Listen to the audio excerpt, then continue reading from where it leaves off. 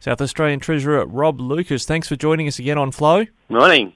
We appreciate these references like the Primary Industries Minister talking about Elmer Fudd previously. You're talking about the Grinch that stole Christmas in this one.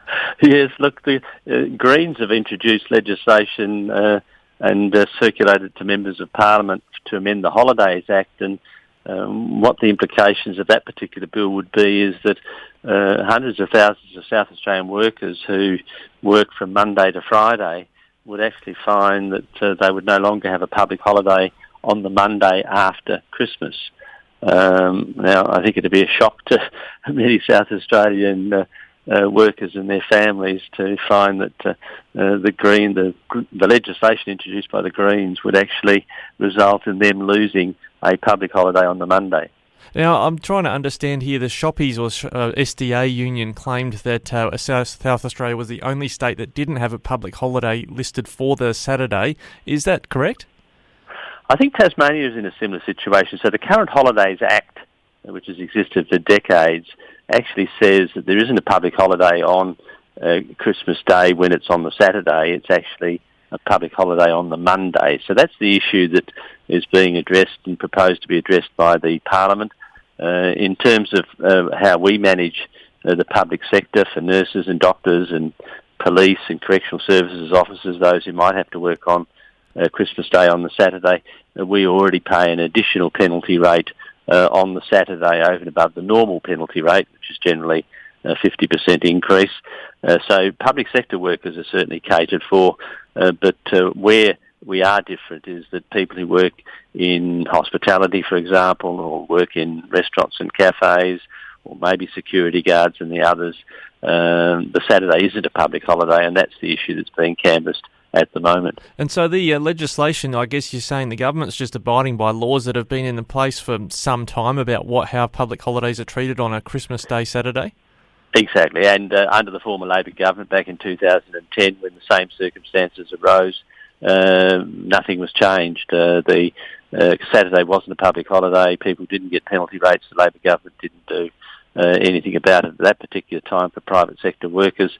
But of course, now that there's a Liberal government, this issue is being raised by the union and the Labor Party, and there are proposals for change. So we've gone out to consultation this week to employers in particular, and unsurprisingly, the Restaurant and Catering Association have said, well, look, if this is introduced, many restaurants and cafes just won't open because the costs will be too prohibitive, and there'll be many young people in particular who might have had work on that particular day and happy to work on that particular day will be unable to get wages or salary for that particular day's employment. So, look, there are arguments clearly on both sides. One can understand the arguments, but it'll be an issue ultimately that will have to be decided by the Parliament over the coming weeks. Now, you made another colourful statement in reference to the Parliament in published comments that you've described it as guerrilla warfare, what's been happening in the lower house.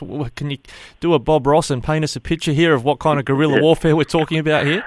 Well, look, what's happening at the moment is because of the newfound strength of the Labor Party opposition and crossbenchers in the lower house in particular, we're having circumstances where the rules are just being written on an hourly basis. So, for example, they just walked into the House of Assembly and changed the rules that govern the operation of the House. That's called the sessional orders, and basically said the Speaker of the House, that's the new independent, he alone will determine when the House of Assembly will sit. So normally it's a vote of the House of Assembly, and generally the government, of course, says, okay, we'll sit next week or we'll sit the week after, and we'll stop sitting at this particular time. For some strange reason, they just jam that change through to give the Speaker untrammeled power to make those sorts of decisions. And we're getting bills and legislation introduced in the morning and being proposed to be passed, within 24 hours. Amendments being moved without anyone having seen them beforehand and being jammed through. It really is a recipe for chaos at the moment in the way the House of Assembly in particular is being managed by Peter Malinauskas and the crossbenchers. So has the government lost control of the lower house? It's in minority at the moment. Is it really just out of control? Well, it's certainly in some issues the majority of numbers have been the Labor Party and the crossbenchers. Certainly on a number of other issues, the government members, together with some of the crossbenchers, those numbers have prevailed. It really depends in each case as to what position the crossbenchers adopt. It's much the same as the Legislative Council has been for the last 40 years, I suppose, where neither Labor nor Liberal control the numbers in the upper house. But I think that's tended to be an accepted part of our democratic systems these days. Upper houses tend to have a balance of power arrangement, and governments have had to work with that, as I said, for decades. But it is a recipe for chaos when in essence, the House of Government, where the Premier and the Leader of the Opposition are, which is the lower house, where you've got the same Rafferty's rules applying, where you just are not in a position to know what's going to happen on a daily basis, or let alone even an hourly basis sometimes. And the crossbench member, Troy Bell, I think, moved an amendment that meant the emergency powers only expire on the 1st of December, not in April as the government had wanted. Is that effectively Freedom Day for South Australia then? No, what that one actually does is that the Parliament will have to come back and address that issue again on that particular day as to whether or not it continues the use, for example, of QR codes and some capacity to order border controls, those sorts of things in emergencies. So they're the sort of issues that those additional powers are required for. What's euphemistically referred to as Freedom Day, which I think people need to be very careful of, because in New South Wales and Victoria, they're talking about freedom days, but they actually have less freedom than we already have here in South Australia at the moment. They're talking about increasing the number of people you can have in your home up to either 5 or 10. They're talking about capacity in restaurants and cafes at 50%, whereas we're already at 75%. So their freedom day is relative. They're emerging from complete lockdown to something which is better than complete lockdown. We already have much more freedom in South Australia because of the way the government and SA Health have managed the pandemic here in South Australia. And just lastly, speaking of freedom, the MPs like to be free from Parliament in early December to get on with campaigning before a state election, but there is a prospect in that system you're talking about with the independent speaker that Parliament could keep sitting?